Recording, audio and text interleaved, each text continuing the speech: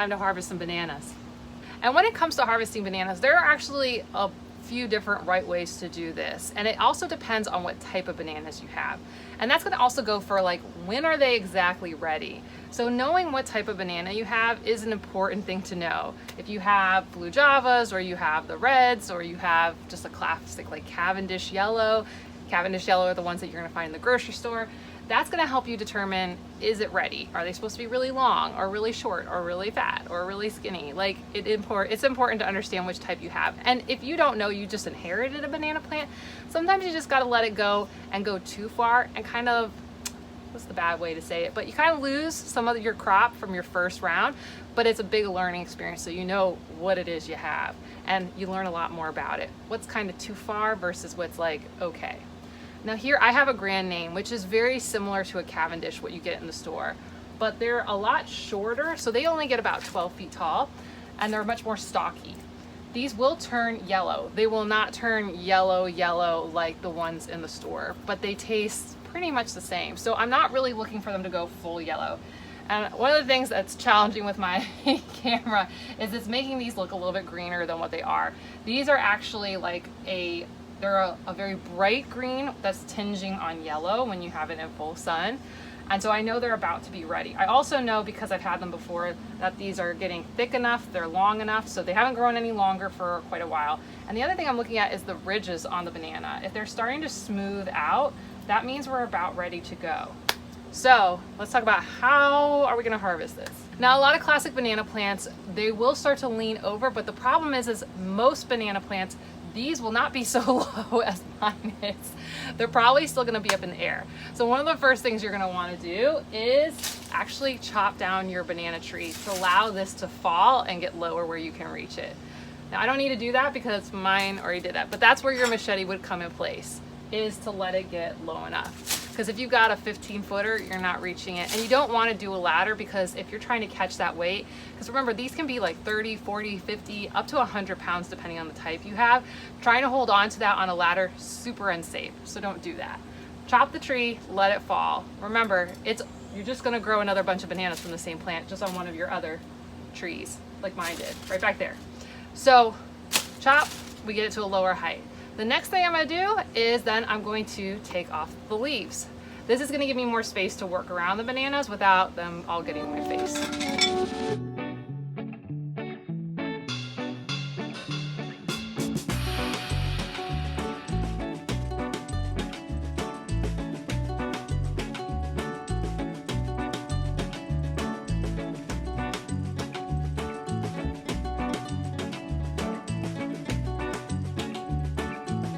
Now that we've cleared some of the palm leaves out of the way, banana leaves out of the way, this is gonna give us better access to the banana bunch.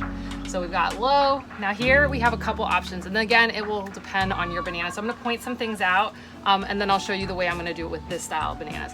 Now, some bananas have their hands, and the hands, like, think about when you go to the grocery store, right? You have those like little bunches, those are hands of bananas. And if they're spread out enough, you could use something like a machete just to chop in between the layers. But you can see with mine, and also with my dwarf bananas, I don't have space to come in with a machete without chopping a bunch of bananas. So what I need to do is either use a knife to come in here, but what I've found is I often end up cutting a bunch of bananas as I'm trying to come in here with a knife.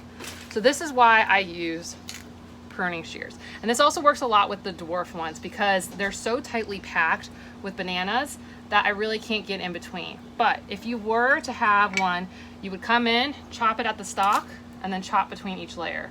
Which you can see, like, this would be the next layer. And if I try, I'm gonna definitely hit the bananas. So what I actually do is I prune off each banana, and I get them into areas where I've got a lot more spacing. I also like to separate them a lot because, well, there's lots of critters sometimes in here, like snails and frogs.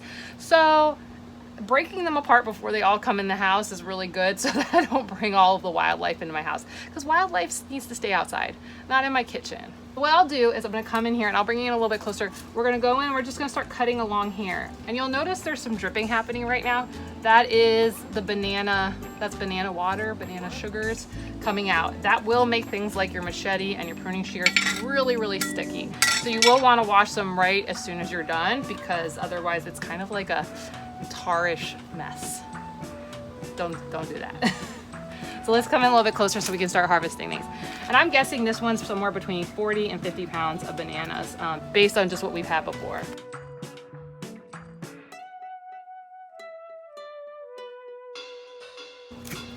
Ah! All is well. So we're done with our first hand and it's 8 pounds. Yay! That's great, that's a lot. And we've got a lot to go. So we're gonna keep going. I'll take you in closer so you can really see how this is happening.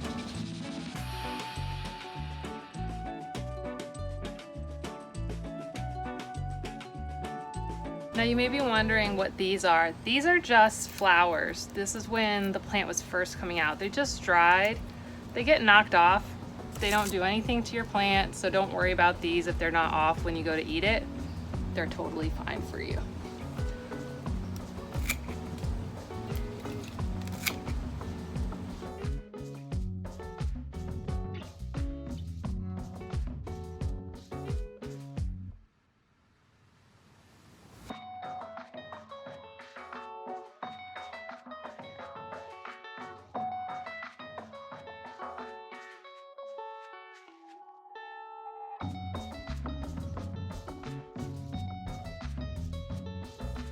Now let's say you had wanted to take the whole stalk down. Well, make sure you got a machete and give it a really good whack. Like you're gonna try to cut right through it in one swipe. So go hard.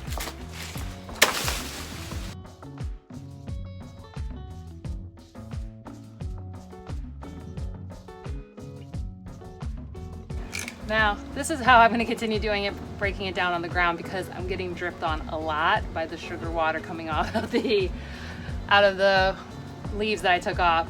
And one of the things you may find is it may attract some bees because, well, it's just a bunch of sugar water getting everywhere. So if you're afraid of bees, just be aware of that. Maybe do it in the garage, chop it off, take it in the garage, and keep doing your processing.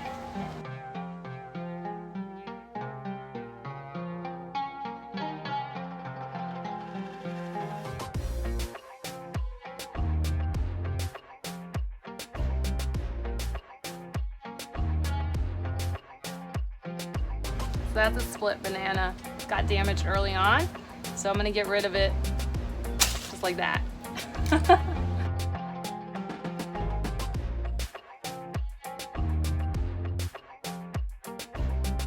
Now, one of the challenges with having so many bananas all at once is what in the world are you gonna do with all of them? Yes, of course you can eat them fresh, but I mean, we're already at 42 pounds and I'm not even done yet. So some other option is, and what I do is we actually wait till they're fully ripe, peel them, and then put them in bags and freeze them to be used in smoothies later. And of course you can make things like banana bread and banana pudding, or you can, when you're green, make things like banana fries out of them. So there's a lot of different options. So make sure before you harvest your first bunch, you're also looking into lots and lots of recipes because you're gonna have a lot of bananas, like all at once.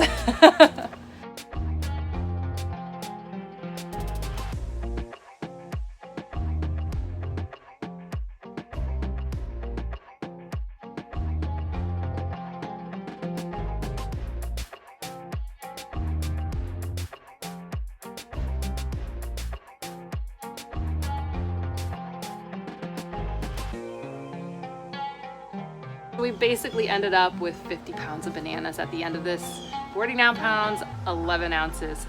So I gotta go get cleaned up. I gotta clean up all these bananas, wash them off. But if you wanna learn more about how to grow bananas, check out my video, Growing Bananas is Easy, for all kinds of the basics for where to plant it and when.